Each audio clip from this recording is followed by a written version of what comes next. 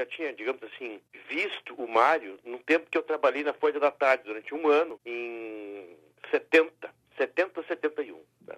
Só que eu nunca me aproximei dele. Depois fui para Zero Hora, e naquela época tinha uma onda grande de cartunistas, e tinha saído um livro chamado QI 14, com 14 cartunistas, e eu fui convidado para fazer um segundo volume com outros 14 cartunistas, que se chamou 14 bis. Eram cartoons, quer dizer, textos de desenho e textos e humor escrito. Aí nós tivemos aí, esse livro se chamou 14 bis, e tivemos a ideia de convidar o Mário Quintana para ser um participante hors concours desse segundo volume. Ou seja, ele era um 14 bis e um. Tá? E ele adorou a ideia de ser considerado um humorista. Aí a gente botou no livro fez uma seleção de textos dele publicados no Caderno H do Correio do Povo, que era uma coluna diária que o Correio do Povo tinha, com notinhas e coisas assim. E ele ele sempre comparecia ali com uma dessas coisas, dessas poeminhas curtos, ou frases, ou textinhos curtos, normalmente com humor, bem humorado. Aí acho que quando foi um aniversário, agora não vou saber te precisar as datas assim de aniversário. Eu fiz, como tinha muitas historinhas envolvendo o Mário, toda hora alguém me contava uma, eu ouvia alguma de alguém. Já na Zero Hora, quer dizer, onde eu trabalhei durante mais de 20 anos e tal, depois de conhecer o Mário, por causa desse livro que eu te falei, do 14 bis, e, enfim, de fazer uma entrevista com ele para Zero Hora. Eu, num desses aniversários dele, não sei se era de 70 anos, acho que era 70 anos, ou 80, não, acho que era 70, eu fiz na Zero Hora uma página, entrevistei algumas pessoas, assim, amigas dele, que conviveram com ele na redação do Correio do Povo, fiz uma página na Zero Hora de historinhas, era uma meia dúzia de historinhas, sabe? Dessas historinhas verdadeiras, que eram sacadas humorísticas deles, comentários na redação do jornal, comentários com amigos. E depois, acho que aí nos 80, eu repeti, ou nos 75, eu repeti a dose no jornal, porque eu tinha ficado motivado, outras pessoas me contaram outras historinhas, eu fiz outra página na Zero Hora com outras historinhas diferentes. Quando ele morreu, eu fiquei assim, não sei, por que eu não reúno mais? Porque eu sabia que tinha mais, cada vez que eu publicava, as pessoas vinham me contar historinhas. Eu pensei, porque sabe, eu reúno mais historinhas e tento fazer um livro com isso, né? Que mostrava um outro lado dele. Era um lado que não era o lado sério do poeta, mas também não era um lado de palhaço, mas um lado desse jeito que ele tinha de brincar com as pessoas, de brincar com ele próprio, né? E aí propus esse livro pro pessoal da editora Artes e Ofícios, e eles toparam na hora, e eu comecei a entrevistar gente. Fui lá, dezenas de amigos dele, trabalharam com ele nas redações, lugares onde ele trabalhou, da editora Globo, no Correio do Povo, da editora Garatuja, quando ele gravou um álbum duplo, Antologia Poética de Mário Quintana, que era da gravadora Philips, que já tinha feito Vinícius de Moraes, Carlos Drummond de Andrade, outro. Então eu fiquei reunindo e entrevistei, assim, um amigo me levava a outro, eu acabei conhecendo praticamente todos os amigos do Mário Quintana, fiquei sabendo todos os percursos dele e aí acabou saindo o livro, né? A primeira edição do livro foi pela Artes e Ofícios, reuniu 113 historinhas, essa primeira edição.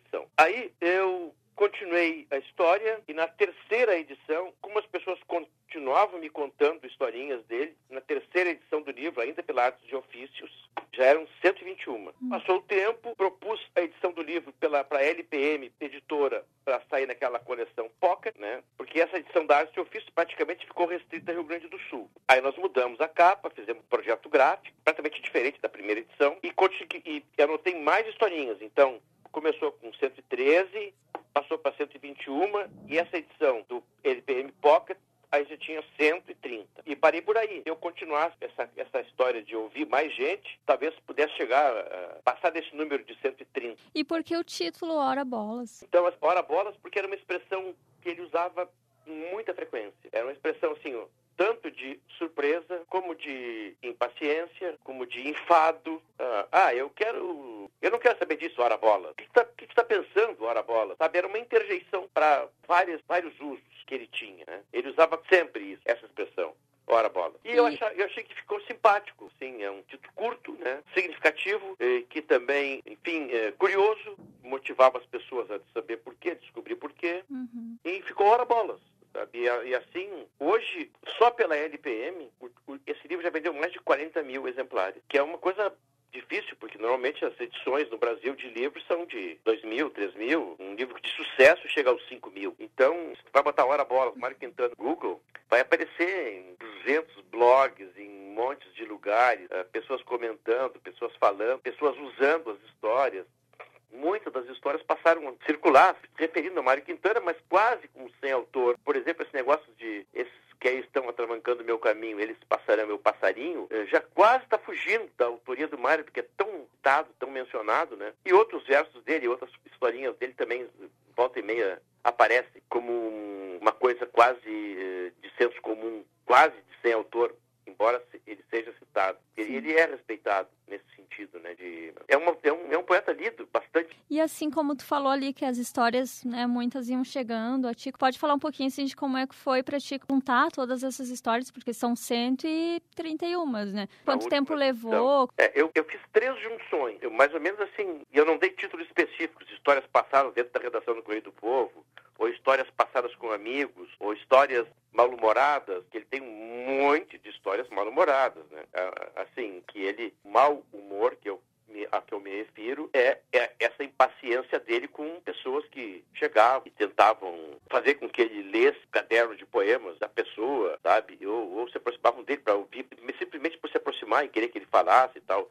Ele tinha durante muito tempo uma certa resistência a esse assédio que ele sofria. Então foi uma divisão do livro em 3 partes, iniciadas por um cartoon do Santiago e um título genérico que não é uma coisa assim rígida. Algumas historinhas poderiam, digamos assim, entrar num capítulo, num momento de um capítulo e pertencer a outro, ou alguém julgar que seria melhor no outro, entendeu? Mas enfim, foi uma coisa para dividir o livro e não ficar uma atrás da outra, para ter um cartoon no meio do livro também, para ter um título no meio do livro. Então, não é uma coisa assim radical que separe temática. Assim. Foi uma coisa mais mesmo, uma tentativa de aproximação das historinhas, mas mais mesmo para dar uns refrescos no meio do livrinho, assim, com um cartoon do Santiago. Né? E ao total, assim, desde o primeiro, todas as histórias, quanto tempo tu levou para juntar todas as histórias e dizer, eu tenho todas, vou começar a colocar, né? Não demorou muito tempo. Demorou,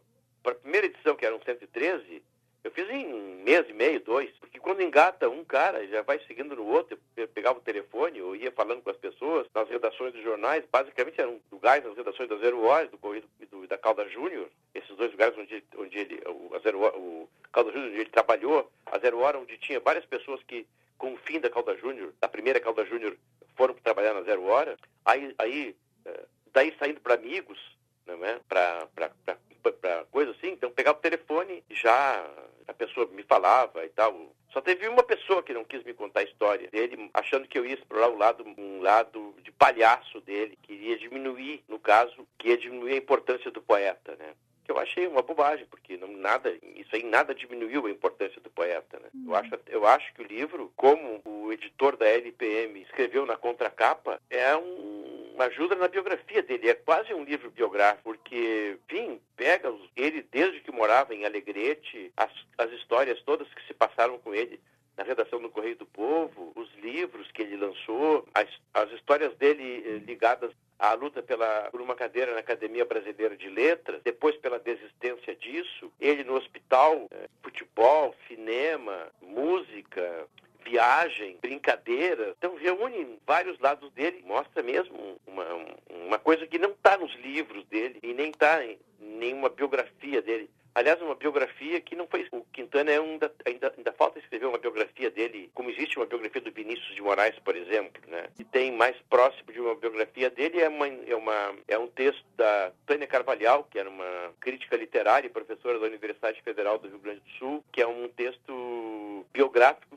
que publicado na antologia poética dele, da editora Nova Aguilar. Mas não tem um livro, eu acho que está precisando, está faltando quem faça uma biografia dele, como essas biografias mais modernas são feitas, né? O José Castelo sobre o Vinícius de Moraes. Pode ser que o Quintana não tenha todos os atrativos, leitor, que tinha o Vinícius, que era músico, que era um mundano, teve 1000 mulheres, etc e tal, né?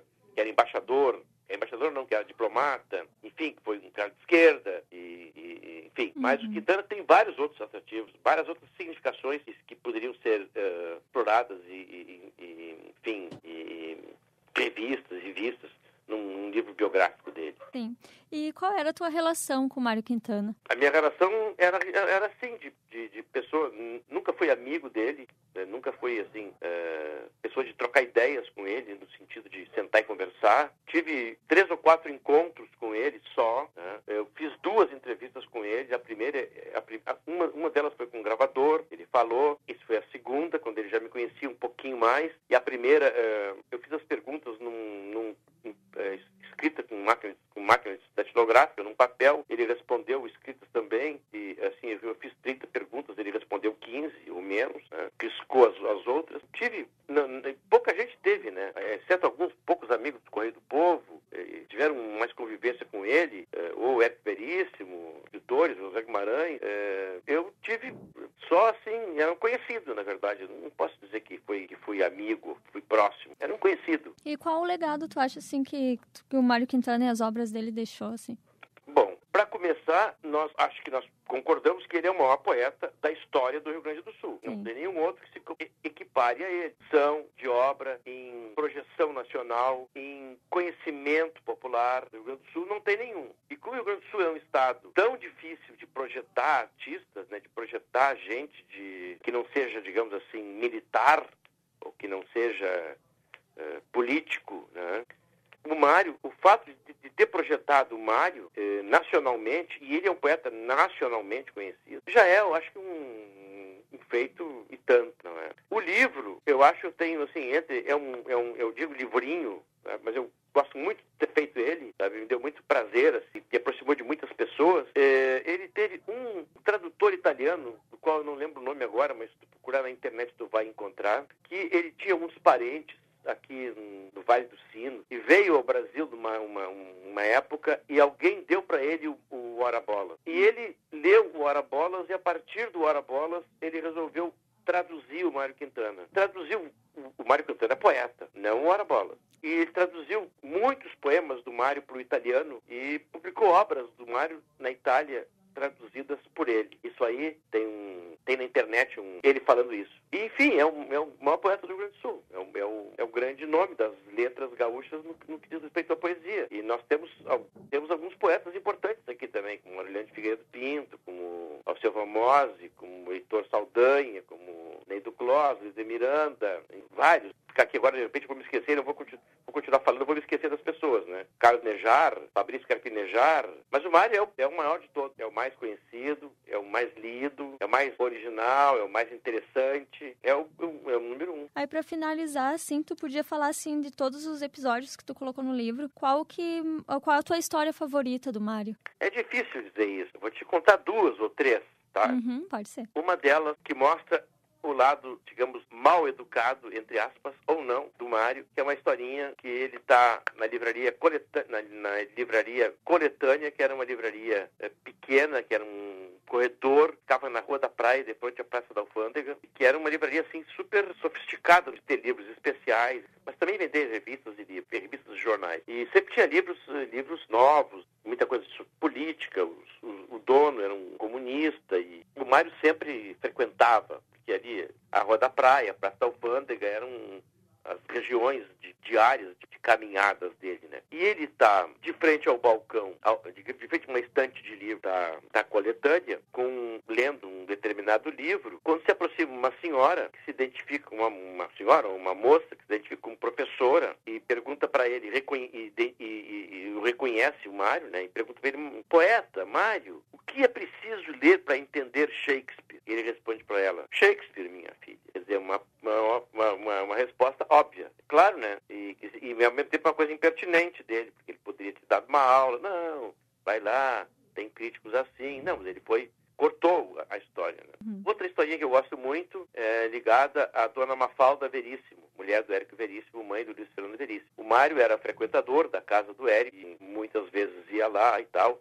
E a dona Mafalda era uma grande tricotadeira, fazia suéteres e coisas de lã e tal. E em todo Natal ela dava de presente para o Mário meias de lã, porque dizia que ele morava sozinho, como ele morava sozinho no hotel Majestic, no inverno ele devia sentir frio, então ela dava as meias de lã para ele, ela fazia umas meias de lã para ele, tricotava umas meias de lã para ele. Até que um dia ele disse que isso aí, inclusive essa historinha tem um desenho do Santiago abrindo digamos, capítulo do livro, né? Ele disse, essa Mafalda acha que eu sou uma centopeia, de tantas meias de lã que dava para ele. Tem uma que também, assim, que ele foi com uma turma quando eles foram lançar o livro 14 bis, Cidades do Interior, então ia 4, 5, 6 humoristas, né? E num deles, e o Mário foi junto, e eles estavam apertados num carro, acho que em Caxias do Sul, o Bento Gonçalves, que é uma cidade da Serra, normalmente tem ruas, ladeiras íngremes e tal, e eles saíram do carro, e o Mário sentado, assim, o carro estacionou numa lomba, e eles saíram pela porta direita do carro, e o Mário ficou encostadinho do lado esquerdo, traseiro, todo mundo saiu, e ele não conseguia sair de lá, já estava mais velho, né? Não conseguia sair de lá, porque é difícil sair de um carro que tá assim, encostado numa ladeira íngreme, né? Uma pessoa mais velha, principalmente, né? E saindo pela porta oposta onde ele se encontra, né? Aí o Mário fez 2, 3 tentativas de sair, aí até que a pessoa até que alguém entrou dentro do carro, botou a mão, agarrou e puxou ele, né? E ele disse, que bom, ainda bem, né? Porque senão só saía daqui com cesariana, né? Então, essas tiradas dele que eram geniais.